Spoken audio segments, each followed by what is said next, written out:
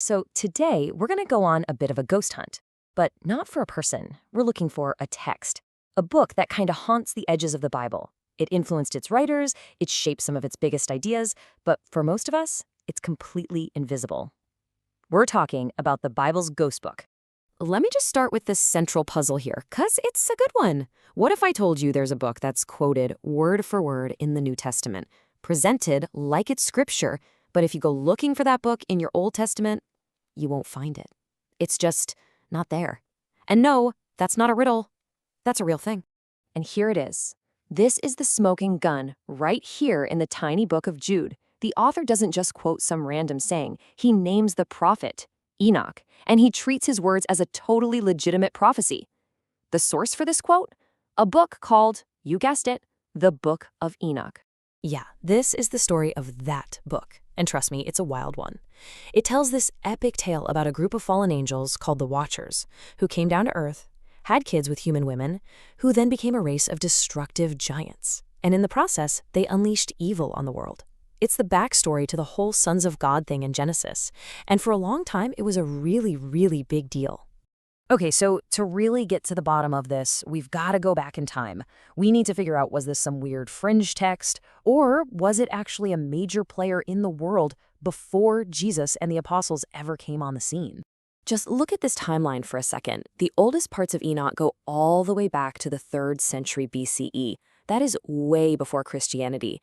And you can see by the time we get to Jesus and the apostles, this book had been around for centuries. It had been copied, it was preserved by really devout religious communities, and it was even translated into Greek. So this was no new kid on the block. It was an established, ancient work. And let me tell you, it was popular, like really popular. Finding bits and pieces of it among the Dead Sea Scrolls, that's huge. That tells us that serious, devout Jewish groups were reading and valuing this book. For a lot of people back then, Enoch's story was the explanation for that weird passage in Genesis 6. It told you who the sons of God were, and it explained why God had to send the flood. It literally shaped how an entire generation understood angels, evil, and the final judgment. So we know it was a big deal in Jewish circles. The natural next question is, what happened when it crossed over into the early Christian world? Well, it makes sense that the first Christians, who were Jewish themselves, knew the book. But the way they embraced it, well, that might surprise you. Check out this list of names. Justin Martyr, Irenaeus, Tertullian. These aren't obscure figures. These are the heavy hitters, the titans of the early church. And pretty much all of them were on board with the Watcher story from Enoch. They saw it as the key that unlocked the origin of demons and evil in the world.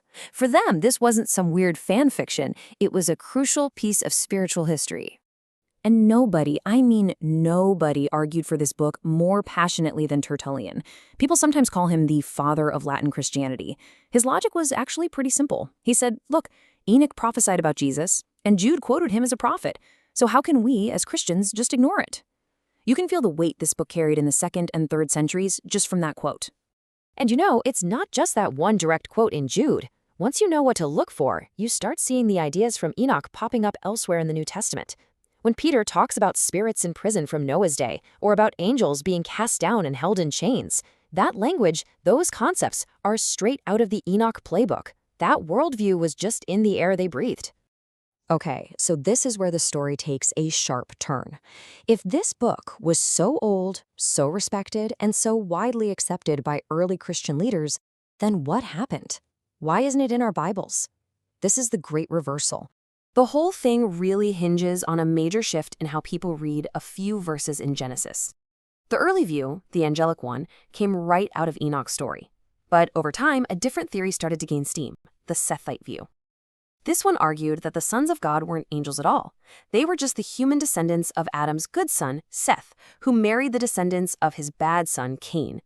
All of a sudden, you don't need the Watcher story anymore. It was seen as a much safer, less mythological way to read the text. And this was all part of a bigger trend. Doubts started to creep in. Then, after the Jewish temple was destroyed, Rabbinic Judaism started moving away from these kinds of wild apocalyptic books. Christian leaders like Augustine noticed this and said, hey, if it's not in the Hebrew scriptures, should we really trust it? And then came the biggest problem. Its ideas started to clash with new theology. Blaming angels for evil didn't fit so well with the growing doctrine of original sin, which put the blame on humans. By the 4th century, it was a done deal. The book was officially labeled Apocrypha.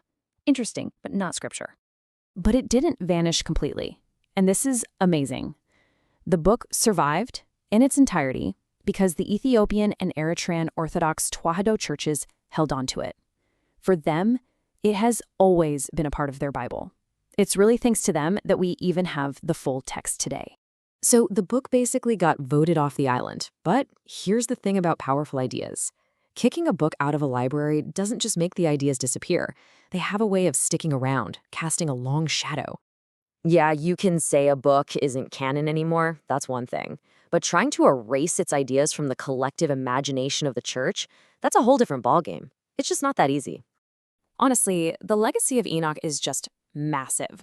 So many of our popular ideas about fallen angels, about demonology, about a detailed hierarchy of good and evil spirits, a lot of that was fleshed out, not in the Old or New Testaments, but in the Book of Enoch. Its concepts became part of the very DNA of Christian tradition, passed down for centuries, even after most people had forgotten where they originally came from. And that really brings us right to the heart of it. The evidence is pretty clear that, yeah, a lot of early Christians did believe in the Watchers. So maybe we've been asking the wrong question this whole time. Maybe the real question isn't if they believed it, but just how much the worldview of this ghost book ended up shaping the foundations of Christian thought itself. A worldview whose shadow